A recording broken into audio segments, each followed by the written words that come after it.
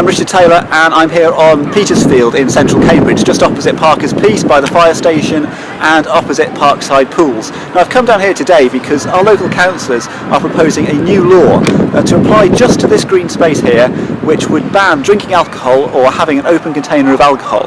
Now I'm concerned about some of the statements that have been made by the police about this proposal. Inspector Matt Johnson of Cambridgeshire Constabulary has said that if the new law was introduced by councillors, the police wouldn't enforce it against families. Now I think that is a highly undesirable state of affairs, to have a law which only applies or only will be applied to certain types of people in our society. I think that's a very dangerous road to start going down, and we're already going down that road in relation to other things which go on in the city. For example, parking enforcement outside schools or outside churches on a Sunday morning is more lax than it is at other times. Parents and churchgoers are not treated as severely under the law as others, and I think that's a very bad thing. Now, it's not really clear who councillors want to see the new law applied to. Councillor Ashley Walsh, the county councillor for this area, has given me an assurance, for example, that mulled wine drinkers will be exempt from the proposals. Now, they won't technically be exempt because the new law will state that drinking alcohol in this area is banned, but he's told me that mulled wine drinkers, and I asked about mulled wine drinkers because of the Mill Road Winter Fair, which occurs and sells mulled wine in this area, will have nothing to fear from the new law. Another element of the new law which I'm particularly concerned about is the proposal to have it enforced by council officers. Now, how will anybody know if somebody approaching them on this green space and telling them that they have to move, have to go because they have been drinking alcohol or because they think they've got an open container of alcohol on them? How will they recognise those people as council officers? Will they be in uniforms? Will they be wearing council high-vis jackets? And will they have some kind of authorisation with them? And what will that authorisation look like? Now, that level of detail hasn't yet been provided.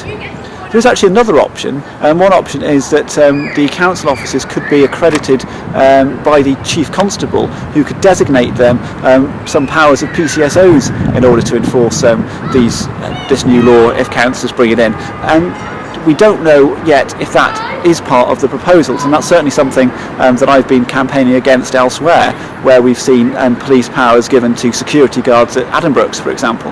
I think it's much better to keep policing powers with recognisable, identifiable police officers who are accountable, and not giving them to a wider body of people who might not be recognised as police officers, and people might not understand that they have powers to do things like move them on from green spaces like this.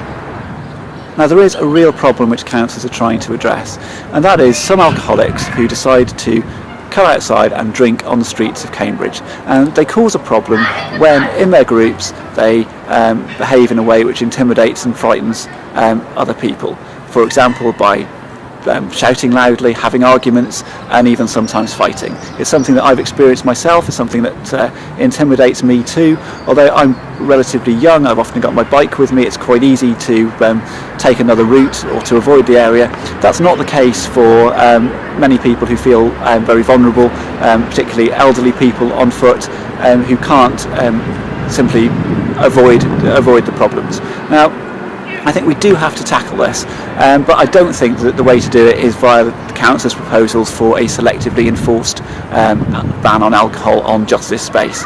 One reason that ban won't work is it's just going to move the problem. If people are not sat on this space and drinking alcohol, then they'll move to busier spaces, Parker's Piece opposite by the swimming pool, where they're going to come into conflict with even more people. Now, there's always the risk when you say you want to help people rather than threaten them with prosecution that you sound like a woolly liberal, but I think that's really what we must do in relation to this space. We must help those people who have an addiction problem, have problems with alcohol. We've got to provide them with routes into the kind of medical care that they will accept and that they want, and also help them into transforming their lives and becoming productive members of society again.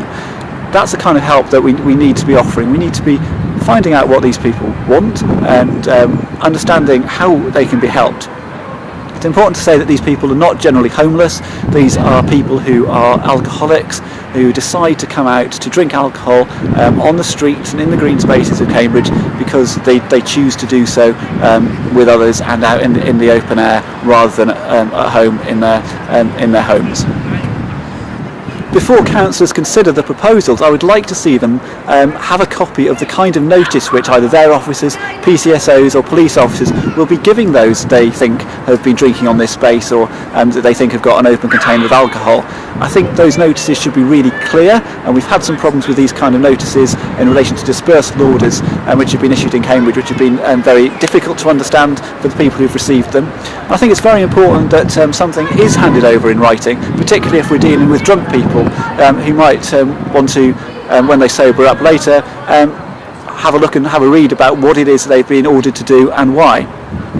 The council is proposing a £75 fixed penalty notice for those who disobey a council officer, PCSO or police officer in relation to the alcohol ban on this space.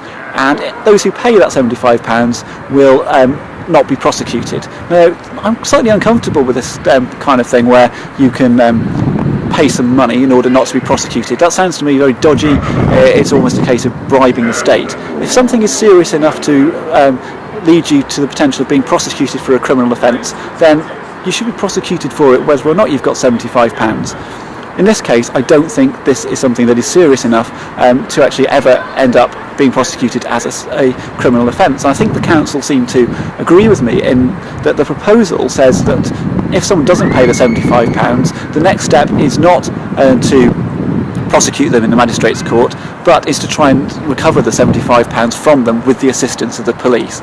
Now, this is a very bizarre situation really, because essentially the council are saying they're creating a new offence, they're going to threaten people with prosecution, but they're never actually going to follow through on that prosecution. So I would much rather that we didn't have the offence at all, and we just had a simple fine which could then be recovered in the same way as any other civil debt. I think that would be a much better approach, and it wouldn't risk criminalising people further when they're actually the kind of people that we need to be helping to perhaps find jobs again, find a useful role in society again, and the kind of people that a criminal conviction for something like disobeying a council officer, ridiculous offence like that, will really have a significant negative impact on.